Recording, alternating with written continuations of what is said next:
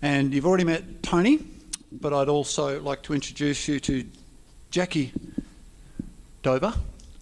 And Jackie's at the other end of her career, so unlike Alani and Tony, who have been through the ropes or going through the ropes to get to the top levels, Jackie, we might get you just to start and share your story so far. Thanks, Chris. So like Chris said, I'm at the start of my refereeing career. So I'm currently a state league referee alongside Tony when I get lucky enough to be rostered on games with her. I started refereeing as a junior at Gold Coast Basketball. My parents were running Gold Coast Basketball, so I kind of spent nearly every day out there. And it was more of a way to just get a bit of pocket money and referee with my best mate just out on the court since we spent so much time there.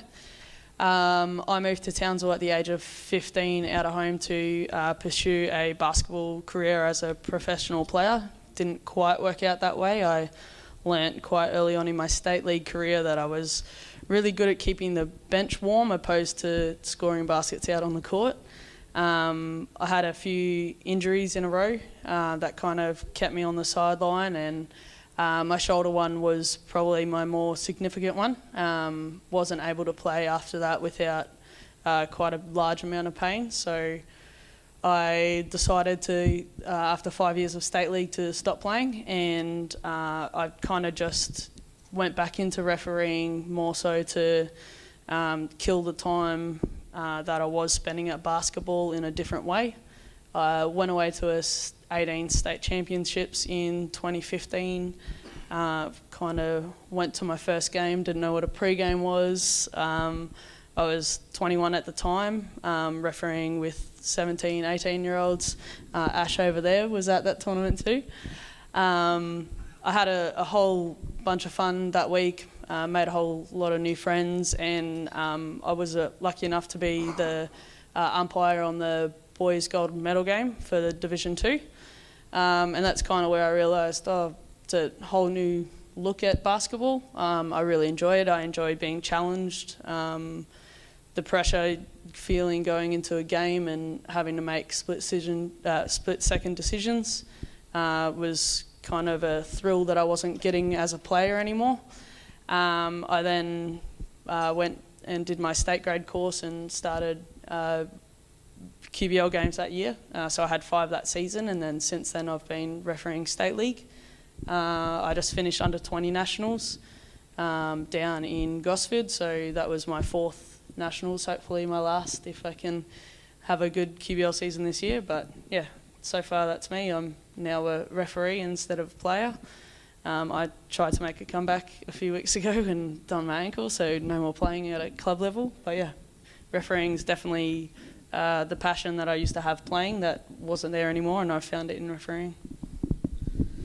Thanks, Jackie. Really curious question, and I know, Tony, you've got a very different pathway, so I'm going to come to you in a second, but the same question to both of you. How important do you think it has been, the transition from being a player into officiating, the respect from players having played the game before? So we've got somebody who's done it through playing and somebody who hasn't but reached the highest level. So could you both answer that question for me? You first, Jackie. I'll go first. I think that's been a key part as to how I've gotten to where I am, at the state league level in the same year that I started reffing. I think having that ability to read the game from a player's perspective now with the whistle in your mouth, for me, when I go out on games, a lot of the time is the rule book's great, but it doesn't help you communicate with players. It doesn't help you understand the game from a player and coach perspective and where their emotions come from. Having played in State League for 5 seasons, that's been quite beneficial for me when I officiate the women's games, because a lot of the players playing I either played with or against for quite a while. And then for the men's, the same thing, you know the players within your state league, but also being able to relate to them and the emotion that comes with sport and the highs and lows of a game. Having been there and experienced it, it definitely helps to be able to stay calm and try to defuse situations when you can.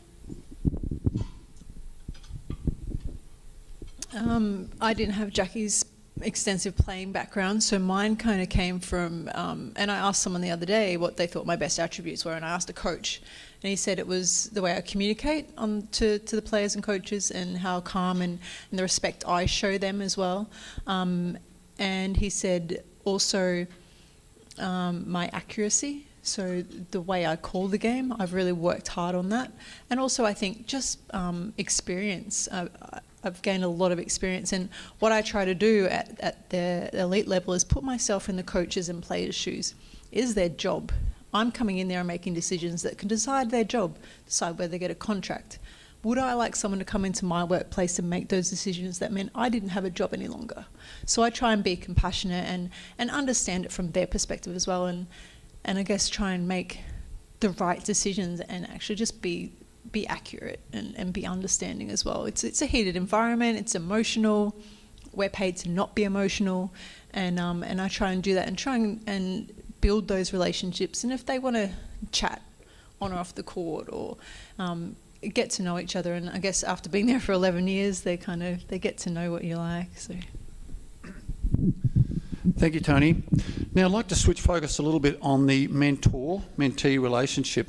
You, Tony, spoke about the wonderful Lorraine and the role that she played as you were emerging as an official, and again Eleni talked about the various mentors that she's had. I'm going to start with you, Jackie. The importance, as you've transitioned from player into official, the importance of having someone like Tony alongside you as you've taken that journey. As a whole, it's been invaluable. Having somebody to be able to talk to about things that you go through on court, and being able to officiate QBL games together and discussing things post-game and in-game, and just having somebody have your back. And we do make mistakes, and somebody who's gone through that as well, it's really reassuring to know that we're all out there doing the same job, and having somebody to look up to. Seeing Tony on the NBL games, that is my goal within the next 5 to 10 years, is to do NBL and to go to FIBA and to obtain the badge. So seeing somebody do it, working games with Tony at State League, and I was lucky enough to do an NBL preseason game last year with Tony. That was by far the highlight of my refereeing career so far, and to share that with Tony and have somebody pretty proud of you after the game and give you a big hug and say that you did an awesome job was really great. It's a great feeling. And then off the court, having a friend that you can discuss stuff with. At under 20s, I had a bit of a tough news at the start of the week. Talked it through with Tony, and she's been through the same thing, and it was just great to bounce that off each other and get your head back into the game for the week, because it's quite a long week and everything. You're in this little bubble of basketball, so having somebody that's been through it has been great to talk to. Tony, I'll vary the question a little bit for you, because you've had great support at national level, but you also work in a regional area. And whilst it's wonderful, and it's something we struggled with when we were doing the national official scholarships, the difference between the professional codes who could have a young official like Eleni, for example, would have a mentor and a coach. Now, I imagine up here, you've got to be both. Can you talk a little bit about that experience and what the struggles are to find the right number and the right quality of mentors and coaches from a regional perspective? I think I can talk on that from a state perspective as well, because it's something we really struggle with is referee coaches. We have no problem getting referees, but finding those people who want to put in the time and the dedication to teach young officials is really hard, especially when someone like at my age who's still at the height of their refereeing career, and I probably had the best year ever in the NBL, and it's made me want to keep going. I'm not ready to step down and referee coach, but I'm happy to be involved at the association level, and it does take a lot of time, and sometimes I have to step away when I've got an NBL game. But I'm pretty lucky up here, and I think it's because it's a smaller community and a smaller regional town, is a lot of people want to jump in and help out. And I think just by having that one person there who is there all the time, is giving that leadership and maybe that bit more visible as well, and is still in the middle of their career, it encourages other people to come along. And I'm pretty lucky that I have a senior referee group. We meet 4 times a year. And the senior referee group are our senior referees plus our senior referee coaches. And we're pretty lucky that those referee coaches are 2 of our NBL coaches. So like Eleni said, after every NBL game, we have coaches who sit down with us and go through the tape, and we spend an hour after every game. Those 2 coaches are involved in our state league and are involved in our association. So we're very lucky, and on my whole career through Queensland, all of our NBL officials have always refereed in our state league and have always referee coached. Maybe that's why it's a little bit different up here, why we have happier referees, I don't know, but it is hard to find those coaches, and I think any type of coaching can help. It doesn't matter if you don't understand the game of basketball that well. I get a text message from my mum and dad after a game who know nothing about basketball. Say, "Good job, darling, not sure about this call." I'm like, "Thanks, mum." But I take that feedback on board. So any type of feedback can help, even if it's your parents. And I've always done that, taken on anyone's feedback, whether it's a coach, a player, a spectator sometimes, or a younger official. Like my young officials, Liam and Joey, they come to every NBL game, mainly because I give them my tickets. But they come to every NBL game and they always give me feedback after them or ask me questions, which makes me think about what I've done in the game as well. So I think we can all help each other. The mentoring process works really well. It doesn't have to be formal. Jackie and I have nothing formal set up with Basketball Queensland or Basketball Australia. It just happened. And there's a number of other officials here tonight who jump in and help out. So it doesn't have to be just a referee coach. I think everybody can help each other, and I think that's what we're doing here in Cairns, which is working really well. Thank you. Now, being a mentor for a second, Tony, and I'd like your thoughts. Let's put the gender card on the table. Given the experience you had as a female and the comments that were made to you, what would your advice be for the young ones now, even at teenagers? Have we got to change the upper level thinking, or is it just making more resilient girls? Is there a better strategy of getting more females involved in officiating? Perhaps we'll start while you're thinking about that with Jackie and your thoughts. I'd like to think it's changed a fair bit since Tony went through, and I think having people like Tony in that high level, it kind of isn't there as much. I personally haven't had a whole lot of that. There's been the odd comment here or there about being female and being refereeing games where they're men on the court. I think if we're all working together to encourage other females to be out on the court and stick with the sport, and everyone goes through the hard times, it might be a bit harder for us. I know the advice that I give my Townsville Junior girls is we have to work a bit harder on the court to be a bit more backing ourselves and be confident in our decisions to convince other people that not that our decisions are right, but that we know what we're doing out there, because we're a bit smaller, we don't have the big deep voice. But I think it is changing slowly, but with everyone on board and with people like Tony still up in the high level, it kind of makes it a bit easier for us to go through. It has definitely changed, and there's many people that have fought hard to make that change. And I think it is easier now because we're not really, when we go away to a state championship or when we're refereeing regionally, we don't go, oh, we need female referees to come through, we need to promote the female referees. Like when I came through, it's more, and we don't have, like AFL, we don't have emerging female referee programs. There's none of that. I think it's more of a team environment now, and I definitely see that in the north. We work really well together as a team, and also the group of officials in the south. We all do. There's no structure for us. We have to set up our own training sessions. For NBL, we train individually. We don't meet as a group. We meet once a year. That's it, for a few days. So we have our individual training programs. But I think what we've really created in Queensland and up here in Cairns and in Brisbane is that team environment. We're all really great friends. We're all very close. We all support each other. We all go out to dinner. We all celebrate each other's birthdays, which we're going to do after this. My best friends are from basketball. And I think that is what helps with when there's no set mentoring process in there. But it's definitely changed, the way women are accepted in our sport. And I know it took a good few years for me to be accepted by players and coaches, being a small blonde woman. But that just comes from being good at what you do and not letting anyone tell you you can't do it, and just actually going out there and being the best you can be and doing it because you love it. Thank you. Tony, I'm curious to see, I mean, obviously you've got I hear it in the room with talking to the other officials, you obviously are well respected here and well loved and have a passion for what you're doing.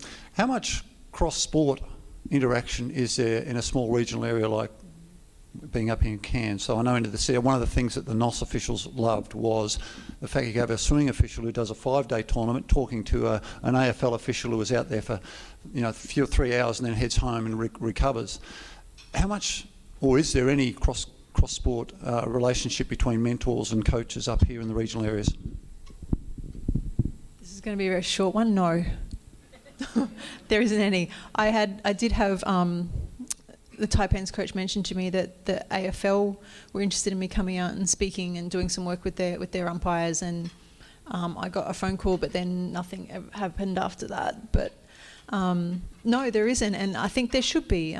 This is the first time I've ever met Eleni, and I think this needs to happen more often. I think the codes need to cross over a bit more, and I know in the NBL this season we actually had one of Eleni's AFL coaches come in and speak to us about what they do there, and that really helped to have an understanding. And I have two really good friends, Belinda Sleeman, who is the NRL touch judge, and Chelsea Roffey, who is the goal umpire. And we're all from regional Queensland, we're all journalists, we all know each other.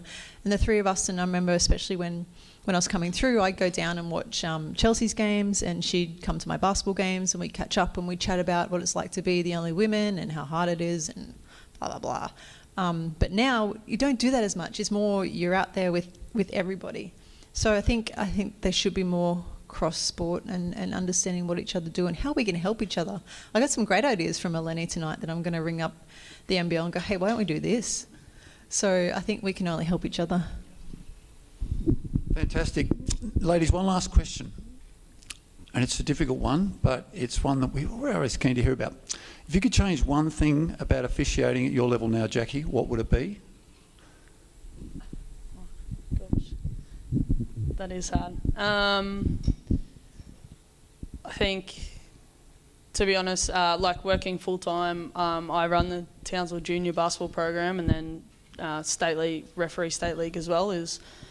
I think if we could get more officials within Australia. I know basketball we've only got the 2 full-time referees, but if we can make it a full-time job, not so much at the state league, that's a bit tough to ask, but for all our NBL referees, I think if that was a full-time job, I know the time that Tony puts in and the other guys put in, it becomes a lot easier to do your job at a higher standard, and I think that would be the same for state league too, juggling your job, and a lot of us, few of the peers are at uni and you're juggling everything. If we had more time to dedicate to it without having to do our jobs and make basketball our job, that would be amazing. That'd be cool. I 100% agree with that. I think the players don't walk off a plane after working from 5 a.m. on a Thursday, jump on a plane at 12, fly to Brisbane, drive straight to a venue, jump on a court, referee, do your post-game, go home, watch the game again, because I like to watch it straight away and review it, jump on a plane at 5 a.m. the next morning, to then fly home and work. Or get up at 5 and work until 2, and then jump on a plane on the Saturday to fly to Sydney to then do a game on the Saturday night. And then fly home on Sunday and then go back to work Monday. That's hard to keep up, that's exhausting. Then with all the follow-up stuff we do, with all of our assessment and our all the video clips we have to watch, I think if we could have officiating as a full-time career, and I'm not going to see it in my officiating career, even though we have the 2 in the NBL, but have that as an option, I think it would be amazing. Also uniforms that fit women, oh my God, that would be amazing too. Thank you. And we do have our first question from the floor, and the question was to both of you, why do you think we have so few women officials getting through to the top? Yeah, that's why we asked it. I think I seriously get asked this question all the time. That, and what are the players like, and they yell at you all the time. I don't know the answer. I actually sat down last night and I messaged a whole bunch of the women in refereeing in Queensland and asked them, how do we do this? How do we attract more women? How do we get them? How do we keep them? When they listen to my story, they probably won't want to. But and no one could actually answer that. No one could actually say to me, this is what we need to do. And I find it hard just attracting young girls to come and referee, because it's scary. Who wants to go out there and be yelled at when you can go home and play with your friends or go shopping or as a teenager? And boys are scary at that age too. So I don't know how, firstly, we attract them. If someone could tell me, it'd be great because I can get more girls. And how we keep them, I think the mentoring process is what's going to keep them. And I know it's kept people like Jackie. I have another official here who's trying to work out if she still loves the game and if she wants to continue. Almost convinced her, I think. She's registered. Yeah. And then I've got a number of officials who come to me and go, I don't know if I want to do this anymore. Women. And you have to just say to them, remember why you started, why you do it, and why you love it. And you're always going to face those battles in any part of your life. It's just how you overcome them and then move on and learn from them. And I think every step along the way has been a learning process for me. And I can now give that information back to people and help them. And that's why I'm so passionate about mentoring and why I've helped Jack. Because she's an amazing official and I want to take my spot one day because my old legs don't want to go for much longer. And why I was so excited. I had the same feeling when I walked on the floor with Jackie to do that NBL preseason game that I had when I first started officiating. And I'm about to take 10 young kids across to Townsville this weekend to do under 12s and under 14s. And I have the same feeling I did when I walked onto my first game, taking them across to do their first rep games. So I think if you remember that feeling and you keep that every single time, I think that's how we're going to keep them. But I think we need to definitely put more work into mentoring and teaching female officials because we're different. We don't take information on the same way. I can't be spoken to the same way you would speak to a male referee. One of my first state league games I went to, I cried the entire way in the car because I was terrified of one of the players. But I pulled it together. After games, I'll be so critical of myself, I won't sleep. And I won't sleep for days until I've worked out why I made that mistake. So everyone's different, and I think we need to remember that we can't just treat women and men or individuals the same way when we're teaching. We don't coach women's teams the same way we coach men's teams, so we can't coach female referees the same way we coach male referees. All right, thank you very much. Question for Jackie. Can you tell us a little bit about your work with the Indigenous communities and the Cowboys NRL, and how do your skills assist in inspiring the kids? Thanks, Ash. Okay, so I work with the North Queensland Cowboys. I'm the Community Programs Coordinator. Having an Indigenous background myself, I started this role close to a year ago. Very passionate about it. I really enjoy it. Currently in the middle of a trip. We're out at Cooktown State School today for a primary school attendance program that we run. We cover schools all around Queensland. I travel with Ray Thompson or Maddie Bowen, depending on their schedules and how we fit that in. But I think being alongside them, they've obviously got a massive influence within Queensland and especially North Queensland, and for Matt Cooktown being from Hopevale. It's really empowering to me to be able to go into a school and to try encourage kids to come to school, because that's where they learn the basics, they learn how to be able to set themselves up to continue studying, go through school and set up a better life for themselves. But also I think I've realised being able to go back to the schools, so we go once a term to all 24 schools in our program, and being the familiar female face within an NRL sporting industry.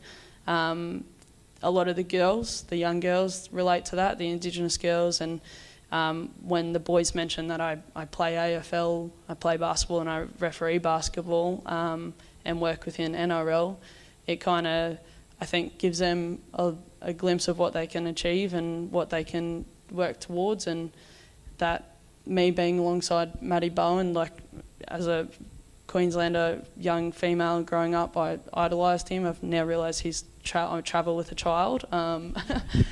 But it's awesome, and being that female role model, and then having the Indigenous background. My mum's from Cunnamulla, and I was born on the Gold Coast, so the Croonunga people. But it's awesome to get to know my heritage a lot more, and to connect with those kids and help them hopefully set themselves up for a lifetime of success. Thanks, Jackie, and we wish you well in your continued. Another question? One more. I was going to say well done on your role modelling, but we have another question. So, Tony, how do you encourage more young people just to even have a go at umpiring and refereeing? By getting out there and refereeing with them. I still referee under 10s on a Saturday, under 12s, and I kind of recognise the kids on the floor. They're usually the ones who argue with you, who are going to make great referees. And I'll say to them, well, if you think you can do a better job, maybe you should come referee. And they're like, all right then. So you pick up the, yeah, I know, it's pretty bad, but you pick them up and they come along and they end up enjoying it. And then when their mates see them doing it, it's like a spiral effect. Once you kind of get one or two, and I had it happen on Saturday, we run a program here in Cairns where the under 14 rep teams have to come along and referee. We haven't told them they can't play if they don't. We just let them think that. But part of their program is they come along and they do a referee course with me on a Saturday morning. They jump on and referee under 10s. I've picked up so many officials out of this because once one of them starts, they're like, oh, I want to do that. Oh, I want to do that. Oh, you get paid? Really? And then I explain it to them, well, you actually learn to be a better player if you actually learn the rules. And have a better understanding of how you're meant to play the game. So on Saturday I had these really young, shy girls who I'm like, oh God, these girls are not going to want to referee. They jumped out, they did a game, they came over to me and went, Tony, can we do another one? I went, really?